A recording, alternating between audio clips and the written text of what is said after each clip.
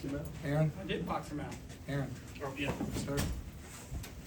Yeah, Hubert, this is the first game without Seth, kind of a little bit of a different rotation and flow. How did you think you guys adapted for the first time, getting the first looks without him? Yeah, I thought, the rhythm, I felt like we struggled at the beginning of the game, but I don't think it was just not having Seth in the lineup. I think that contributed it, but, Radford's switching defenses, playing, zone, Jaron twisting his ankle and him going out, Caleb getting in foul trouble. And so it caused us to play some different lineups that either one, we hadn't played thus far, or two, haven't played extended minutes. And so I think that contributed to us not being in rhythm. I felt like the latter part of the first half, we started to find that rhythm. I felt like we continued that pretty much the second half, but there were spots that, again, we still struggled in regards to defending without fouling, taking care of the basketball, boxing out, stepping up and knocking down free throws. Hubert, how challenging was it, I guess, to get the news about Seth, considering obviously, yes, he's a starter, but he had been with the program for a while. Just how challenging was it to, I guess, get the news about him that he'd be out for an extended period of time? I don't know the challenging part. I mean, from the standpoint, it's just unfortunate and sad. And so I've been with Seth 4 years, and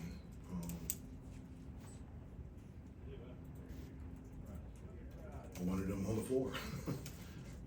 Hubert, do you have an update on Seth? I know It's the same update. Yep. Hubert, how would you describe Jaron's aggressiveness tonight? It felt like the most we've seen in his Yeah. time, especially getting to the free throw line. Thank you for asking that and noticing that. He was, and it's coming off of, I didn't know if he was coming back, but I thought he was the most aggressive he was thus far. And one, he has the ability to do that, and number two is that's exactly what we need.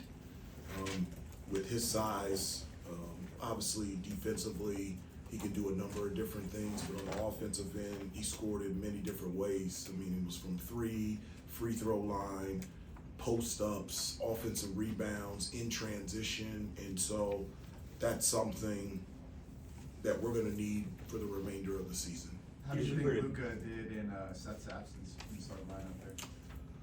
Well, I mean, obviously, Luka, has the ability to be able to score in many different ways. He's a, 4-level scorer, whether it's from three, mid-range, to the basket, and also can get fouled and get to the free throw line. And it's been an adjustment for him as well.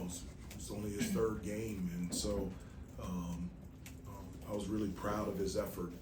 One of the many things that I like about Luka is he in terms of wanting to play with energy, effort, enthusiasm, that's something that he does every day, whether it's a game or a practice. He missed his first 6 shots, and he told us that once a couple went through, he started to relax some, started to get more a little bit in a groove. Was that the most relaxed you've seen him play, the most in groove you've seen him play since he got here? Well, I think he's always a very confident player, and somebody that's very sure of himself out there on the floor. I really felt like what got him going was getting to the basket, getting to the free throw line, getting a layup in transition. When your shot isn't going in, you always try to get a little bit closer and try to find that rhythm, and I felt like it did. But as you can see, Luka has tremendous confidence in his game, and he continued to play and play well. Hubert, along those lines with Luka, did you have any sort of special instructions for him going into the lineup now, as opposed to coming off the bench, a conversation, a word of advice, anything like that? Did you do anything different with him starting now? No, not really. I mean, again, this lineup change just happened a couple days ago, so there's an adjustment period for all of us of trying to find a rhythm with this group, with this team, and so. Yeah. We were trying to find it tonight, and we'll continue to get better at it with practice tomorrow on Thursday, and in hopes of being a lot better on Friday. How much of an opportunity is this for a guy like Luka, for Jonathan, for Derek Dixon, and how might that help your depth later on when Seth does come back?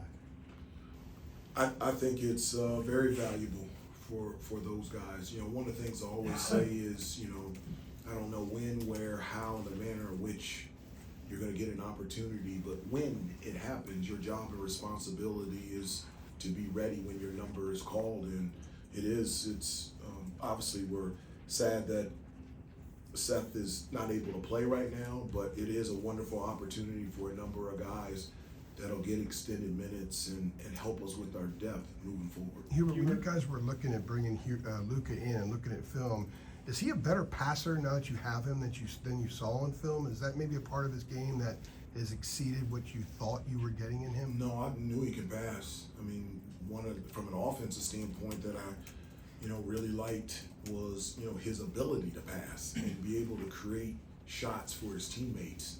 You know, I've said all the time that, you know, I want multiple playmakers out there on the floor.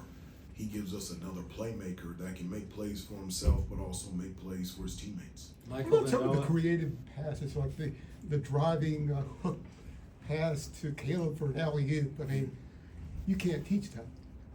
And we didn't teach that, but it worked. What have you seen about it, the creativity of his passing? Well, you know, his, you know, one of the things that I tell the guys all the time is I want you to play with your personality, and that's what Luka does. And again, he is a gifted passer, and he sees his teammates when he drives to the basket or makes his moves, and that's something that's important to him. And so whether it's a different way than others, it doesn't matter. It gets to one of our teammates in the right way where they can catch the ball and they can finish. Michael, then Noah. Hubert, what does it say about this team that you guys can scuffle in the first half, like you said, leave some points at the free throw line, but you still We score left 89? 18 points at the free throw. That's not just some. But you still score 89, you still Yeah. lead by 26, late in the second half, win by 15. What does it say about you guys that you can do all those things and yet still win comfortably? No, I was really proud of the team. I was, you know, this is a new team. We have 11 new guys, and I talked to them at great length in regards to reacting and responding coming off of Friday. And that, you know, when you have success, those are the times that you have to dive even deeper to the discipline and details that have allowed you to be successful. And so to be able to do that and to play against, you know, a really good Radford team, to be out of rhythm, to have different lineups, and to figure out a way to come away with a win, that's something to be proud of. No. Hubert, what are your expectations for Seth moving forward from a leadership perspective? I mean, irregardless if he's in the lineup or not, Seth has always been one of our leaders on our team.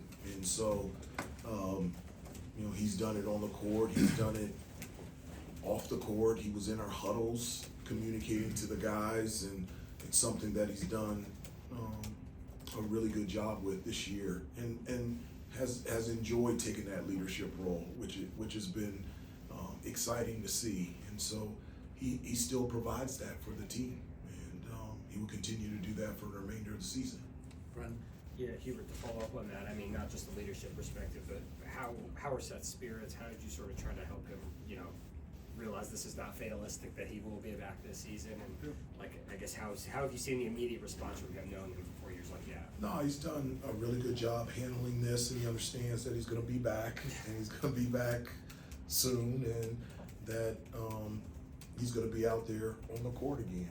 And so, again, going back to reacting and responding, I told him a story that, you know, personal story.